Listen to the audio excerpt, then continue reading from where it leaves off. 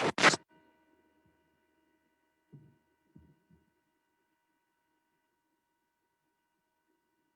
Dr. Stan. Good morning, everyone. Welcome to Think Before You Take, a guide on how to take supplements safely like a pro. So, the pandemic has brought more people into taking supplements to boost their immunity or to maintain a general sense of well being. Though vitamins can help promote health, it can actually do harm if not done properly. Through this webinar, we aim to provide information and practical tips that can help you practice safe and responsible use of supplements.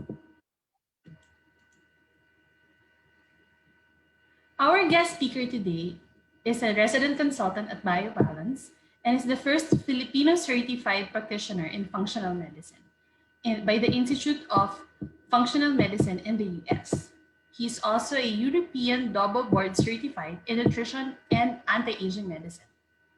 Recently, he finished his fellowship program in integrative medicine in the University of Arizona.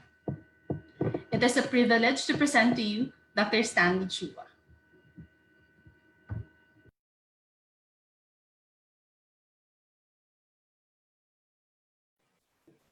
Hi, good morning, everybody. So today's topic is quite timely because a lot of people are actually taking a lot of their supplements already, and it's quite common for us to actually just read what's hip, read what's common, and and actually take what our friends are actually recommending for us, in order to support our immune system in our bodies. So some of the things that I'd like to cover for today are actually, things that are very common that in our practice of supplementation. And particularly, I want to change the mindset in terms of certain common errors and misconceptions we have in terms of supplementation. The second part of our discussion will focus on how to get the most out of supplements, because a lot of our supplements actually work as a system, and they synergize in so many ways that sometimes combining supplements gives you a better outcome. The third part of our discussion will focus on creating a balanced immune response, and I think this is timely topic because the pandemics really caused us to overdose on a lot of our supplements. And so I need to make you aware of the different challenges we have, especially when it comes to the immune system. So let's start off with the common mistakes in supplementation. The first misconception is that, a lot of people will say this, in that the natural supplements are always safe. I have patients that will always tell me that, oh, I don't want to take this drug because it's not natural, and I'd rather take this X supplement because it's natural and therefore safe.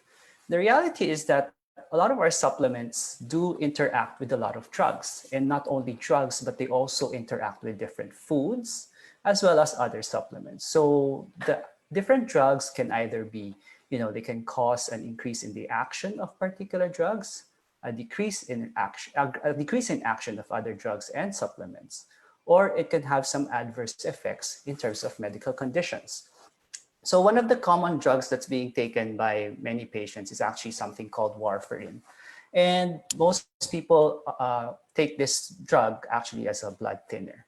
So one of the things that you need to understand is that warfarin is probably one of the most common drugs that interacts with so many different supplements. Among those that I have listed here are CoQ10, ginkgo biloba, ginseng, green tea, and St. John's wort. So St. John's wort will pop up several times in this lecture, simply because St. John's wort is a sort of like a prototype of the multiplicity of interactions it has with several drugs. Certain things like ginkgo biloba or ginseng can actually reduce some of the activity of warfarin. And these are two very, very common supplements that we take. So it's important for us to actually be aware that a lot of our drugs, a lot of our supplements do interact with one factor or another. Among the other medications that are very common that have interactions with nutrients is actually a common hypertensive drug called propranolol. It's a common drug that we use for hypertension, and it's a beta blocker. And actually, for people that are taking vitamin C. So vitamin C is very common now. And when you take more than 500 milligrams of vitamin C, it actually can reduce some of the activity of your propranolol. So check your medicines, make sure that if you're taking vitamin C, you're not taking more than the 500 milligrams recommended, because it can actually increase your blood pressure.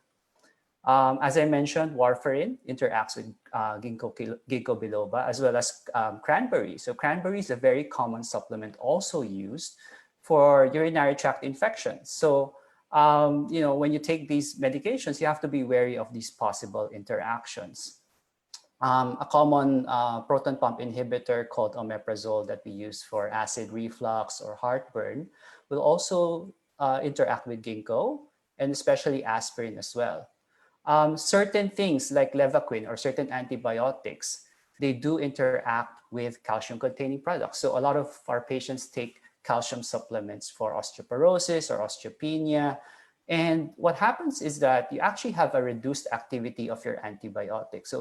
So it's important to really understand that when you're taking a vitamin or a supplement, it's not always the safest thing to just mix it in with every other drug that we're taking, right? And the last supplement here that causes a lot of really complex reactions with other drugs is something called St. John's wort. More popularly, St. John's wort is used for depression and anxiety. And if you combine that with the different kinds of anti-anxiety medications or antidepressant medications, it can either increase the adverse reactions, or it can actually decrease the effectivity of other drugs. So the effects of St. John's wort will really vary depending on the drug that you're taking. So that's the first misconception, is that natural, it doesn't always necessarily mean that it's safe. And oftentimes there will be interactions. So it's best to consult your doctor or your physician to actually check up these interactions for you, and to also determine if you are taking the right doses. So in supplementation, balance is really what you are after, okay?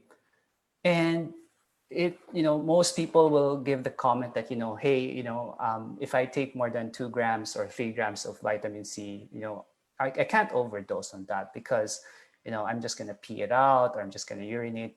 And, this is something that is a very common belief.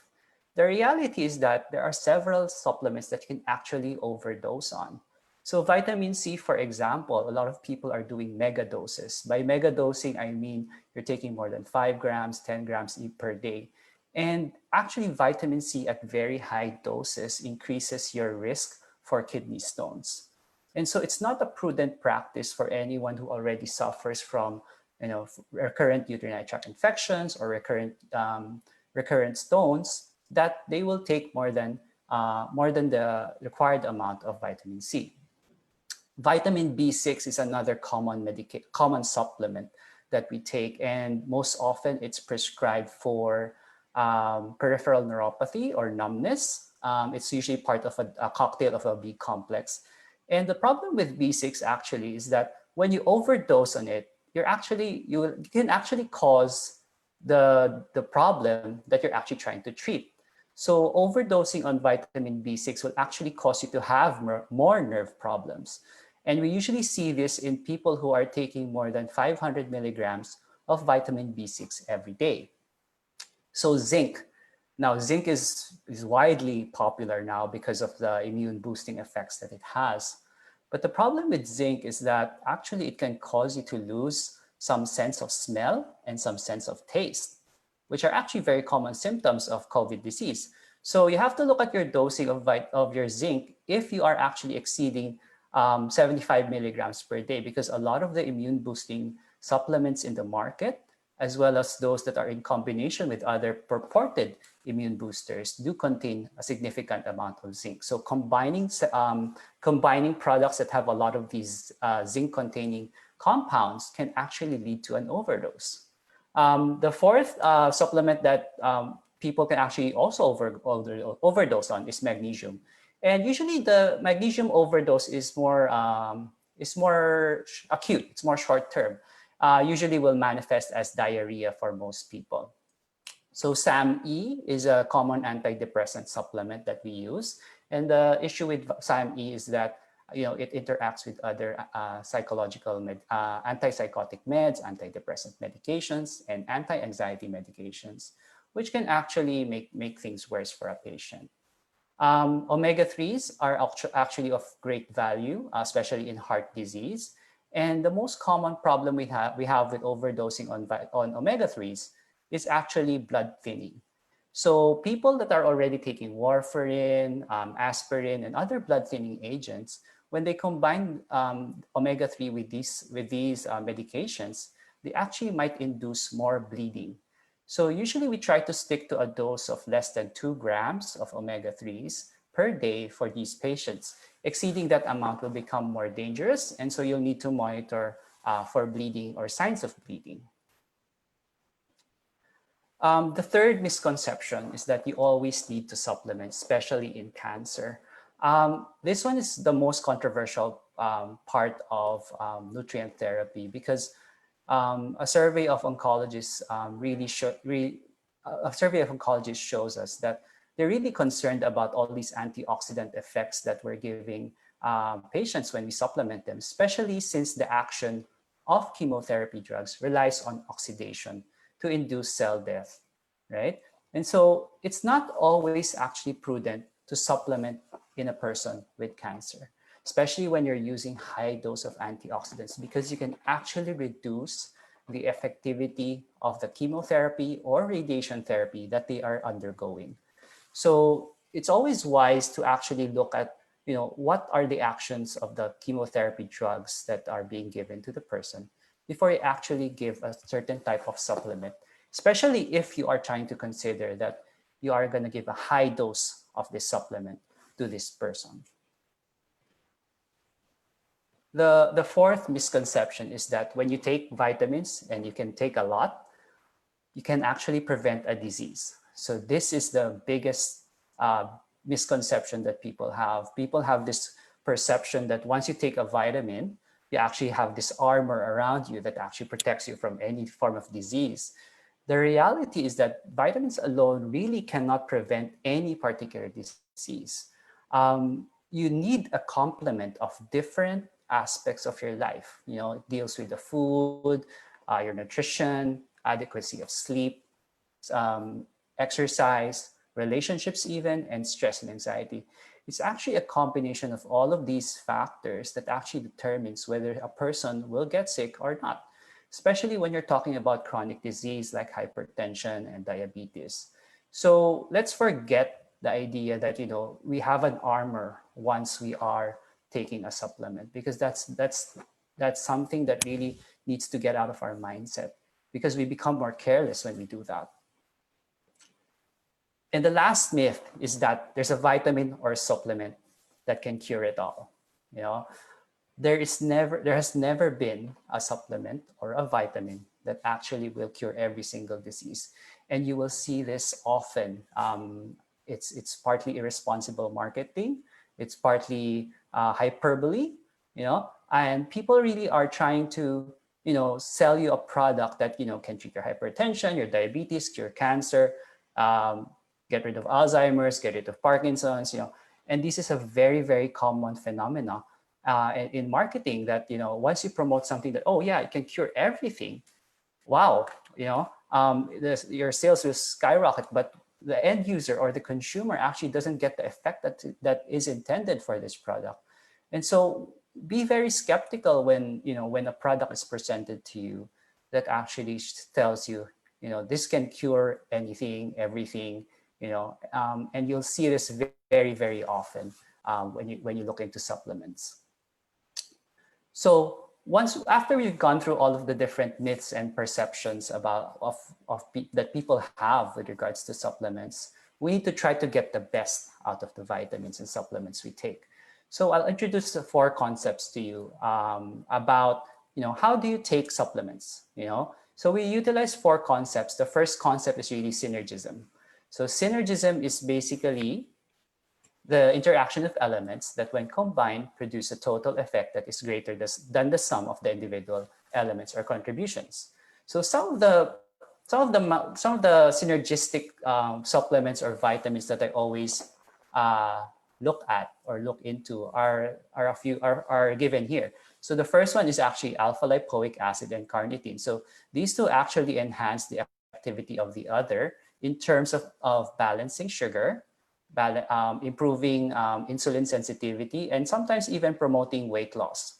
So that's actually one of the first and one of my common combinations of supplements for patients. The second combination is actually a combination of alpha lipoic acid with magnesium and B complex, or the whole complement of B vitamins. And the reason for that really is because of the synergy that these five are actually cofactors in order to adequately metabolize sugar properly. So we know that sugar is a big problem in our society. We eat a lot of sugar. We consume a lot of refined sugar, bread, pasta, and all of these things. And so, diabetes rates are rising, right? And so one of the important things about, metabolizing sugar is that we need to make sure that our body is equipped and properly nourished so that we can mitigate the rise in blood sugar. So alpha lipoic, magnesium, and B vitamins are actually a good combination to actually reduce some of that blood raising effect of food. So vitamin C and iron. So iron deficiency is still a very, very common deficiency around the world. So one of the things that we do to actually improve iron absorption is actually through the use of vitamin C. So for those that are taking for those that are taking iron to manage their anemia, whether it's because of excess blood loss or whatnot, taking iron with vitamin C will actually improve the absorption of iron by up to about 40%. So that will greatly improve or accelerate the resolution of anemia, and as well as give you a boundless energy as well. The next combination is actually not very popular. It's a combination actually of calcium, vitamin D, and vitamin K. So the main role of combining these three is really to manage osteoporosis. So everyone's quite familiar with what calcium does. So calcium, of course, is the mineral that's needed for bone density. Vitamin D works towards calcium by increasing absorption by increasing the absorption of the calcium we take in through our food and through our supplements. Now, what people don't know is that vitamin K also actually plays a significant role in this, because vitamin K actually tells the calcium to actually get into the bone. And that's actually a fact that not many people really understand. So most people will supplement with calcium and vitamin D, thinking that, hey, my osteopenia or my osteoporosis will just get better just by taking these two. But the reality is that you actually need vitamin K to actually push that calcium to actually go into the bone as well. Now, you have to be cautious here because vitamin K, there are three forms of that. So there's vitamin K1, vitamin K2, and vitamin K3. So if you're taking a blood thinner, you have to stay away from a substance called vitamin K1 because it will counteract the effect of your blood thinners. So vitamin K2 is the vitamin K that you're looking for in order to push that calcium into the bone, right? The third synergistic effect in terms of supplements that I will go for is the combination of omega-3, vitamin E, and vitamin C. And the reason for this is quite simple, really. Omega fats and oils that we take into our diet oxidize quite rapidly. So any fish oil supplement, krill oil, or even just flaxseed oil, they actually become oxidized or rancid very quickly. And so when you combine vitamin E and vitamin C with an omega-3 at the same time that you take it, you can actually improve or reduce the oxidation of omega-3, thereby getting most of the benefit of an omega-3 supplement. So omega-3s really require some form of antioxidant to be taken with it. Don't just take an omega-3 supplement by itself. Rather, take it with something of a fat-soluble nature like vitamin E or vitamin C. So we also want you to supplement at the right time. So this is taking advantage of what we call circadian rhythms in the body. So the best time actually to take iron is actually before anything else. Why is that? Because iron actually interferes with the absorption of many other minerals and vitamins. So it's usually best to take iron on an empty stomach with vitamin C at the start of the day before having breakfast, right? The items that you see listed here among the morning vitamins, these are the energizing vitamins. So if you need to be up in the morning, you need to be awake and need to be alert, take these vitamins or nutrients with breakfast because they can actually improve energy levels. So vitamin C, vitamin B complex, vitamin E, CoQ10, vitamin D, vitamin K, and omega-3. Noontime, this one's a bit more variable. You can actually take some vitamin D or vitamin K and omega-3s. But at night, try to focus on nutrients that actually repair our bodies. Calcium is best taken at night because our bone repair usually occurs at night. Magnesium is a very relaxing supplement. So especially there's a particular type of magnesium you look for, magnesium glycinate, and that really helps us in terms of relaxation at night because we don't want to be really very alert or very anxious at night. So magnesium really helps in terms of managing those problems. Probiotics is also preferred to be at night because that's when gastrointestinal repair does take place. And so we need to time our supplements at the right time, right? So there are many other supplements, of course, that you can think of that you can actually categorize into these different categories. But for the sake of discussion, we'll focus first on vitamins. Always remember that fats love fats, right? So whenever you're taking a fat-soluble vitamin, which is vitamin A, vitamin D, vitamin E, and vitamin K, make sure to always consume that with a fatty meal. So this is a common problem I've seen in a lot of patients. So they take a lot of vitamin D. So they start off with low levels of vitamin D, and they start taking vitamin D because so that they can correct the deficiency. But the problem is most of these people, when they take their vitamin D, they're not taking it with a fatty meal. And so after 6 months, when they check their vitamin D levels, you can actually see that it hasn't moved at all, And partly it's because of absorption, partly it's other factors. But one of the things you need to consider that when you take any of these supplements, the ADEK supplements, you actually need to take it with fat, whether it's a fish oil supplement, whether it's some olive oil, whether it's avocado, things like this actually matter because when fat-soluble vitamins don't have enough fat, absorption is actually reduced significantly. So you're not getting the most out of the supplements you're taking. So make sure that when you take these supplements with fat, make sure that it's a full meal really. And this is a very common problem we have, especially with those that are undergoing a low-fat diet, which is still quite popular until now. So there are common foods that also will interact with certain supplements. So fan favorite is coffee. Coffee's everywhere. People love to drink coffee, but actually coffee interferes with the absorption of so many nutrients.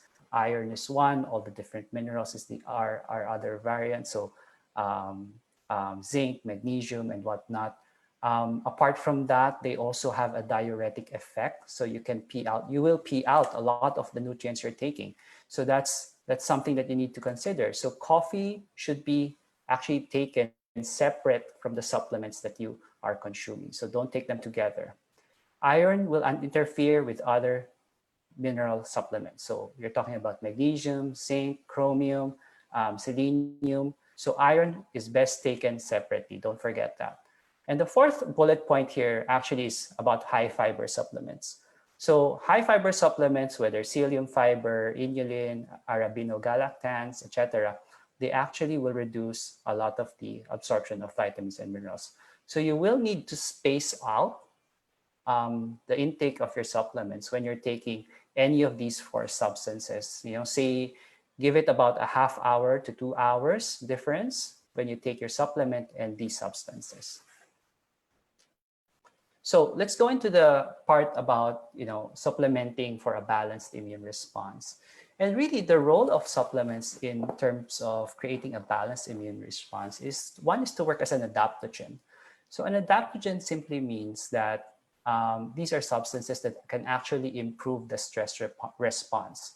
So when we undergo stress, our body produces a hormone called cortisol, and it's a natural steroid actually that actually will increase our alertness.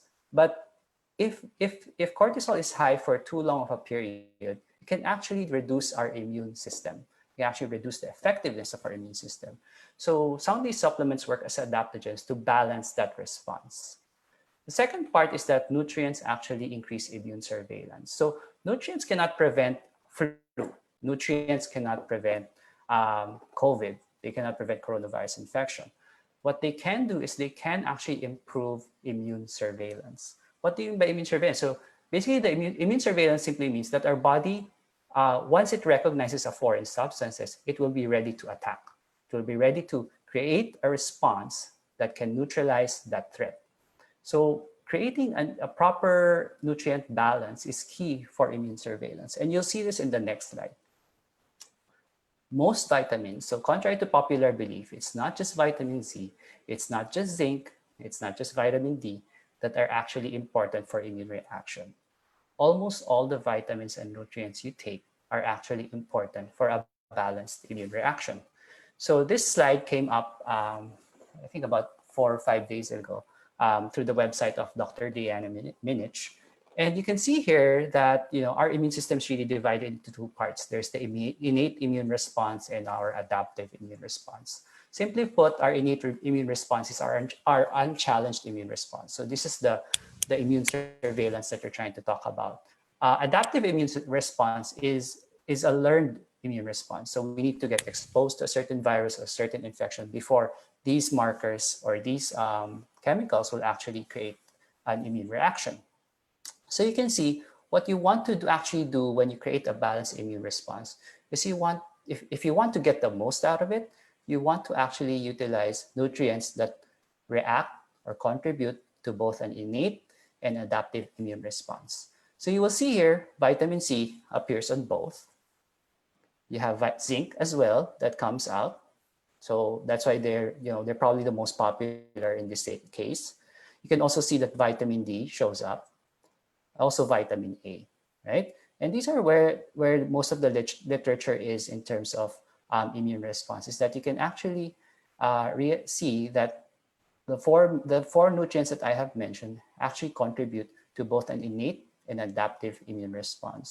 So these four will actually be the focus of the nutrients we use for a more balanced reaction. So what are the top nutrients for a balanced immune reaction? So we have vitamin D, melatonin, vitamin A, quercetin, zinc, and vitamin C. So vitamin C is probably the most famous of the anti-flu vitamins. You'll hear this countless times. People will take vitamin C because they want to prevent the flu. They want to, it's flu season, and I have to take 2 grams of vitamin C every day so I can prevent the cold.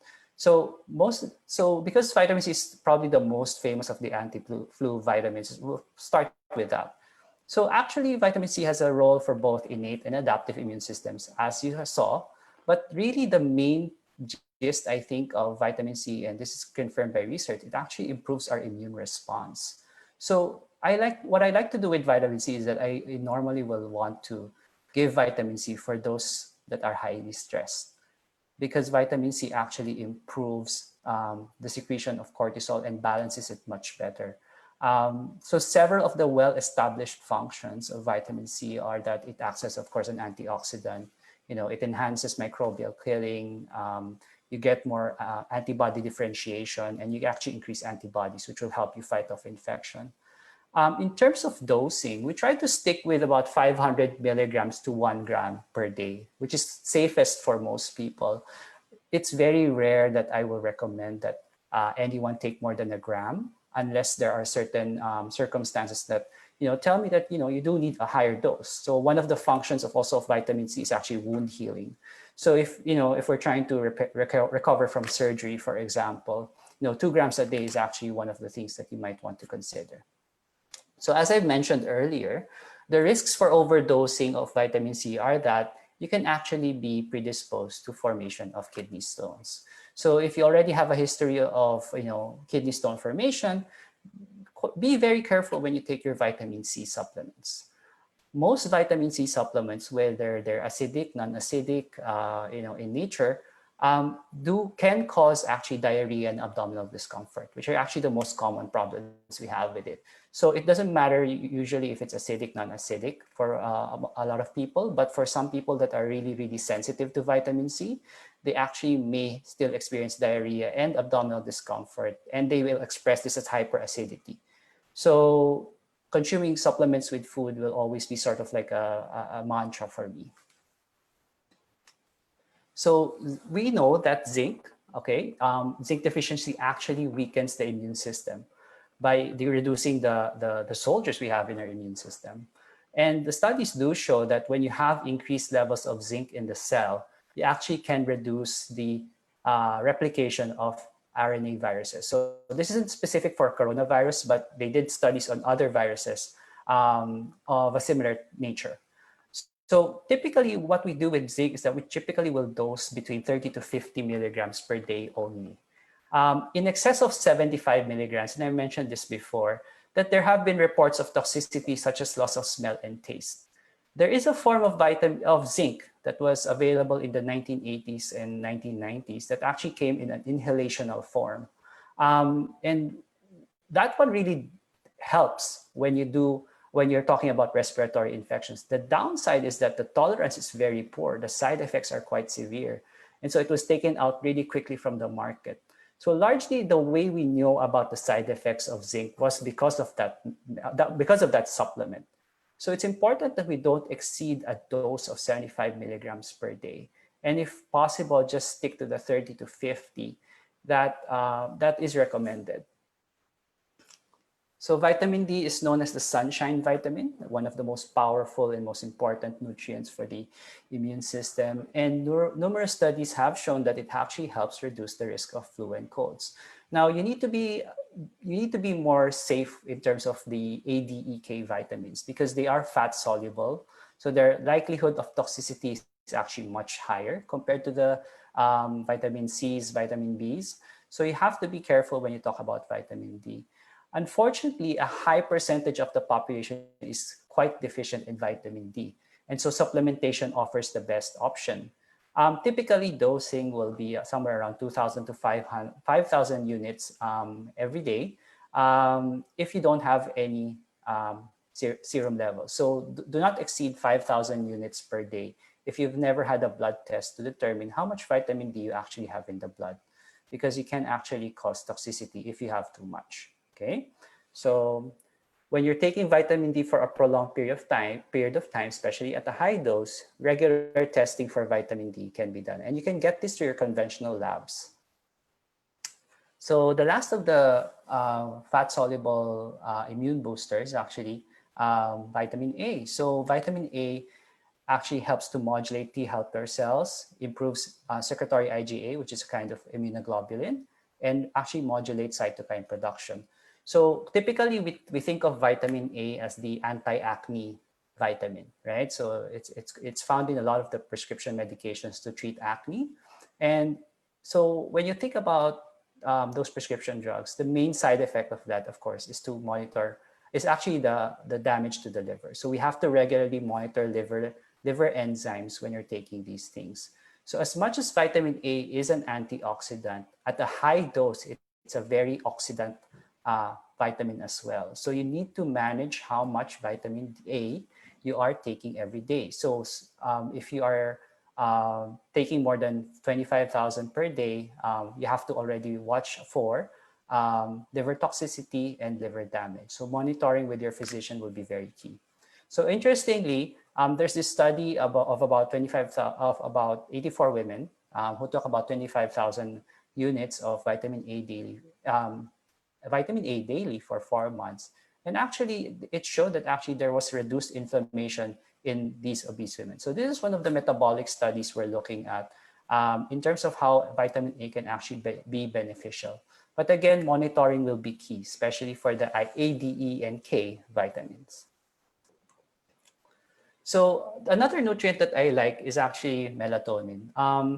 So one of the things that baffles a lot of people is how come the flu is so much worse in older people, and when kids and teenagers don't have the flu, it's not so bad. You know, they can recover relatively quickly.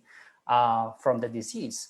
So melatonin has been one of those that have been implicated in the process as to why seniors and our folks are actually, our older folks are actually having more severe flu. So there is an age-related decline in melatonin production. And so as you get older, the amount of melatonin naturally produced by your body reduces significantly. And this is why a lot of people that reach the 80s or 90s actually have problems with sleep as well. So it's not just a purely, I'm just getting older, but there's actually a hormone and an antioxidant that actually helps you actually go into sleep much faster. So one of the nice things that has come up recently is that it's been found that actually melatonin reduces lung injury from a viral infection. So it's in no way gonna prevent an infection. It's in no way gonna cure an infection, but it does reduce the damage that's being caused by viral infections. And that's because melatonin is also an antioxidant. So typically, we dose melatonin somewhere between 2 milligrams to 20 milligrams. It's safe even in high doses, but you have to be wary that melatonin, because it's a sleep aid, it can actually cause drowsiness in some people. So I normally will start with a very low dose and then gradually increase my dose to help improve their sleep and all of that, okay? So the last nutrient I have here is something called quercetin. So quercetin is more popular because it's actually an anti-allergy supplement. So it actually reduces histamines. So, but it has been shown to have antiviral effects both for RNA and DNA viruses, and primarily works as an antioxidant and an anti-inflammatory. So one of the main mechanisms that quercetin works at is actually reduction of inflammation, which is actually which is the mechanism of most of these infections when they hit us. So it's important to know these nutrients because if you're looking for, let's say, if you have allergies and you have the flu at the same time, what can you take to support your body? Quercetin is one of those things that can actually serve that function. So we're not trying to replace medications, but what we're trying to do is we're trying to support the body so that it can start to heal much quicker. So just to run down the recommendations, if you want to create a more balanced immune response, is really don't overdose. I think that has to be said here. Don't overdose on any of these supplements, and try to stick to the recommended doses here. Remember, anytime that you are going to be overdosing, anytime that you're going to be taking a supplement, especially for those that are already taking a multiplicity of medications, you have to consult your physician, you have to consult your doctor, or you have to consult a nutritionist who can actually look up these interactions for you if they can actually reduce some of the effect of your medications and whatnot. So really try to stick to these doses because we want to have a safe practice and we don't want you to get into any harm in terms of medications as well. So if you look at it, there isn't really one supplement, one vitamin, one nutrient that can really just boost your immune system. The immune system is a system, and by its nature, it requires so many moving parts that have to work in sync. So supporting vitamin C, supporting zinc, supporting vitamin D, vitamin A, they will work, but you also need to make sure that you have all the other elements that create for a balanced immune response. So my last slide here is, what are the do's and don'ts, and what are the takeaway points that we can take from here, right? So first thing is that do supplement wisely. Take advantage of the different synergisms. So look at different vitamins, nutrients, see how they interact. If they complement each other well, it's usually worth taking, okay? Always consult a professional, especially if you're already taking medications. And I think this has to be said because a lot of the doctors actually aren't aware that their patients are taking so many other supplements. And so sometimes these can cause interactions which will reduce the effectiveness of the medications they're being prescribed. Don't just take supplements, do manage stress, sleep, diet, and your exercise frequency as well. Make sure that, when you deal with health, when you deal with the immune system, make sure that it's not, don't rely on supplements. Supplements are there to bridge a gap, but they're not the end all be all of the solution. You need to manage everything all aspects of your life as well in order to create a balanced immune response. Don't buy into the belief that a supplement can prevent a disease or an infection. This has to be said, especially now, because people think that just because they're taking vitamin C or zinc or vitamin D and or all of the above, that they're actually immune from getting an infection. Make sure to not overdose on any nutrient, no matter how safe you think it may be. So this is a very common practice for vitamin C. And so I must warn most people that there are interactions that are involved. And never, never, never believe that there is one miracle pill or one miracle supplement that can cure every single ill.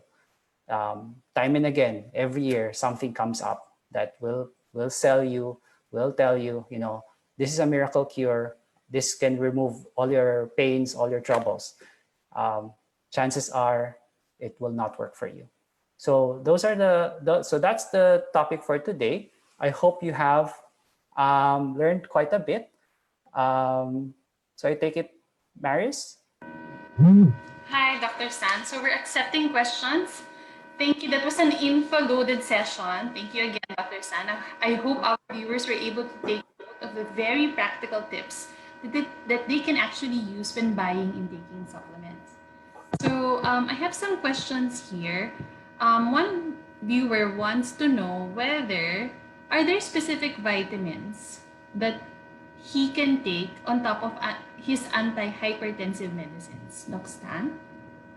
So if you're speaking to managing hypertension, so one of the things that you look at is, of course, no?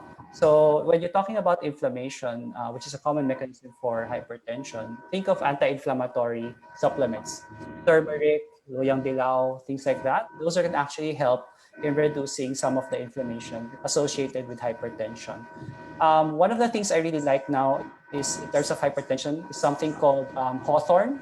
So hawthorn can actually improve hypertension because it creates a diuretic effect. So that can really help a lot of patients. But again, make sure that you're not also taking another diuretic on top of that. Okay. We have another viewer who is asking, what is the difference between plant-based vitamins versus the usual vitamins? For example, vitamin D3, sheep wool versus lectin, omega-3 versus fishes or plant algae, which is So which is better, plant-based? So actually, whether it's plant-based or animal-based, it really depends on the belief. I think most of these plant-based supplements really have come out because of, there's this push to be more plant-based, organic, vegan, vegetarian. And so if some of the supplements are actually counter to most of our beliefs, then people will shift to the plant-based. Does one offer more benefit to another? I don't think it does, because essentially the active ingredient in each of these plant-based or animal-based products are actually the same. So bioavailability will more or less be the same. In terms of, let's say, omega-3s, there is a difference, because most of the time the animal-based omega-3s will come from fish or krill. So of course, there's this whole ethical debate about that. But the plant-based ones actually use something called flax seeds. No? So flaxseed oil, it's not as potent as the fish oils. So there is a difference in terms of that. But in terms of, let's say, vitamin C, zinc, all these different B vitamins, they're pretty much on the same spectrum, or or at par. okay. Thank you, Dr. Stan. We actually have a lot of questions. One of the questions from our viewer is if one is doing intermittent fasting, which among the supplements that you recommended in your previous slide can be taken outside the feeding hours? So outside of the feeding hours, the supplement that usually you can take is actually your iron and your vitamin C. Most of the B vitamins do cause a significant amount of gastric upset. So you might want to hold off on those vitamins until you take your full meal. Some of the minerals can actually help improve intermittent fasting. So carnitine is one of those things that can actually help. with fasting. So I would take that as well during my non-feeding hours. Okay, there's a question on melatonin. Uh, One of our viewer wants to know if taking melatonin in higher doses suppress the body's function or the body's response into making its own melatonin. So that's a very that used to be what my belief actually, that melatonin actually will suppress in the body's natural formation of melatonin. But the studies have shown that even at high doses, there is no suppression of melatonin production, even at high doses. You can actually take a significant amount, and there's no dependence in terms of melatonin. So you can actually take 10 or 20 milligrams every night, and there's no natural suppression of melatonin production. Okay. What about glutathione? Is it safe to add to our usual vitamins? So the question here will have to be in which form of glutathione. So there are various forms of glutathione. There's inhalational glutathione, there's IV, and there's oral. So I think the question will go into oral. So the problem with glutathione actually is that the absorption of it is actually very, very low. So I don't think there's a harm towards taking glutathione, but don't expect that the effect will be immediate, because the absorption of preformed glutathione is actually not that great. It's something around 14%. So if you're taking a 500 milligram dose, so you're probably just taking about 50 really. So I wouldn't put it at the top. There is a role for intravenous, but of course that is of course more, how's it, more intrusive, because you have to inject the medication. Inhalation glutathione actually is used sometimes in respiratory infections. So on a consumer level, I think the oral form doesn't really offer that much of a benefit unless you're taking a higher dose, and as well, and also that you need to be taking it for quite a while to actually see the effect. Okay, we have a viewer. She said she's not into taking supplements in forms of capsules. So she said, can I get these vitamins that you mentioned naturally, for example, in calamansi or lemongrass or in ginger? Yes, so I think that has to be said.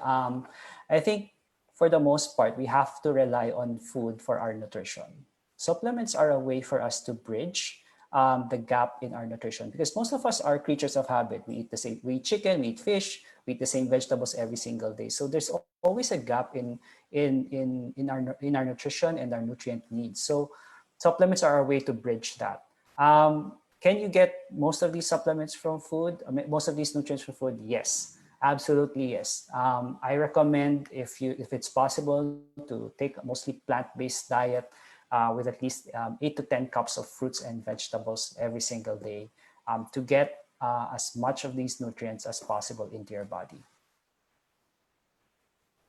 Okay. Doxan, is there a number of vitamins that can be taken without actually endangering the liver? Is there a limit to how much vitamins they can take? So I've seen patients take 40 supplements in one go, or per day, or 50 even, or 60 even. So I don't. So the limit really really will depend on the person, and this will be case to case. I think the more medications in terms of conventional drugs the person has, the less supplements he'll actually be able to tolerate, because all of those still need to be processed by the liver. So it really depends on which supplements you're taking and how much the liver plays a part in the metabolism and the activation of these nutrients. Apart from that, we have to look at hepatotoxic profile, meaning are certain supplements gonna cause us more liver problems? For example, if you're taking already a lot of vitamin A, you probably won't be able to take that much more in terms of supplements or medications that will also go through the liver. So probably your vitamin D dose will be much less, vitamin E and vitamin K will be much less as well. So you have to see what you're doing in terms of how much of these nutrients you're taking, because up to a certain degree, they can be more toxic to the body. Okay, thank you, Dr. Stan. There's a question on probiotics. If there's a minimum age limit before they can actually start their kids on probiotics, is there a limit? Yeah, so with regards to probiotics, there is no limit as to how young you can give. There are some kids that actually will take it as early as 1 month of age. But I think this goes into what the birthing history of the child as well. So normally, if the child is, for example, born by via cesarean section, or has a very bad history of colic, for example, or have very bad history of gastrointestinal infections, even as a child, probiotics may be one of the courses that we take to actually prevent further infections from occurring. So I've seen kids that do need to take it even before the age of 1. And so we usually go with the liquid formulation in those instances. But definitely, I think you can give it to babies up to 99 or 100 even. Okay, I think we have a lot of questions coming in. Okay, we have a question on how about colloidal silver? Sorry, Doc Stan. What's your point of view on colloidal silver? So maybe I'll ask a follow-up. Colloidal silver for what? As an antibacterial, antiviral? What's the purpose of him taking the colloidal silver? Because it's a quite a broad topic when you're talking about colloidal silver. So I think we have a lot of questions coming in. I think we're almost running out of time. Yeah. We have questions about leaky gut. I think we will have to answer those offline. So for any other questions, please expect our Vitamin Geeks to get back to you, our Facebook page. For any follow-up questions that you may have, or for those who want to schedule a one-on-one online session with any of our in-house doctors, please drop us a line at our Facebook or Instagram page, or you may contact our hotline number at 0917 866 2689. Again, that's 0917 866 2689. For those looking for professional grade and premium quality supplements that can be delivered at the safety of your home, especially at this time, visit our website at www.biobalanceinstitute.com. Use the promo code BBalance to get exclusive discounts. Again, remember, practice safe and responsible use of supplements, check the dosage, check the form, and watch out for possible interaction. In short, think before you take. Again, thank you for joining us today. We hope to see you again in our next webinar. Thank you, Dr. Stan. Thank you so much for listening. Thank you.